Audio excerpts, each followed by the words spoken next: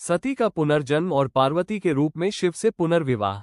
दक्ष के यज्ञ में शिव का अपमान हुआ। सती ने अपने पिता के उस अपमानजनक व्यवहार को देखा तो उनका हृदय रो पड़ा। उनका प्रेम, उनका स्वाभिमान दोनों आहत थे। उन्होंने अग्नि को साक्षी मानकर कहा, इस देह में मेरा स्वामी का सम्मान नहीं, वह देह ही अब मेरे लिए कलंक है। मैं शिव की पत्नी कहलाने योग्य नहीं यदि चुप रह जाऊं। और अग्नि की ज्वाला में सती ने आत्मदान कर दिया। आकाश गूंज उठा, ब्रह्मांड कांप गया। शिव को जब ये ज्ञात हुआ, सारा जगत थम गया। सती की मृत्यु से शिव का हृदय फट गया। प्रेम के स्थान पर अब शोक, क्रोध और तांडव था।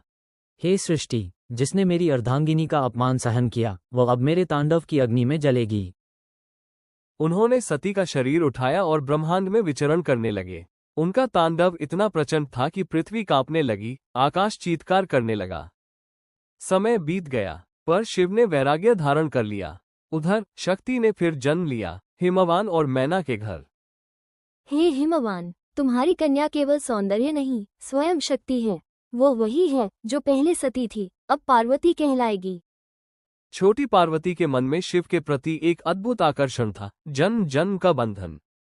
किशोरी होते ही पार्वती को अपने अतीत का आभास होने लगा। उन्होंने प्रण लिया, मैं शिव को फिर पाऊंगी, चाहे युग बदल जाए। मैं उनका वियोग सह नहीं सकती। मैं कठोर तप करूंगी जब तक वो मुझे अपना न मान लें। वर्षों तक बर्फ, तप, भूख सब सहा। उनके शरीर ने क्षीणता पाई, पर प्रेम दृढ़ बना रहा। शिव को पार्वती की तपस्या का समाचार मिला, पर उन्होंने परीक्षा ली। साधु के रूप में आए और स्वयं को ही बुरा कहने लगे। क्यों चाहती हो उस भूतों के राजा को, जो शमशान में निवास करता है? मैं केवल रूप नहीं, आत्मा देखती हूँ।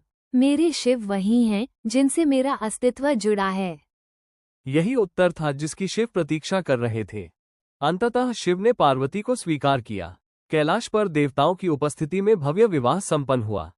और फिर नारद जी ने कहा, शिव और शक्ति अब फिर एक है। सृष्टि को फिर से संतुलन मिला। फूलों की वर्षा हुई, देवताओं ने नृत्य किया। प्रेम, तप और पुनर्मिलन की यह कथा अमर हो गई। मेरे साथ कहिए नमः पार्वती पतये हर हर महादेव।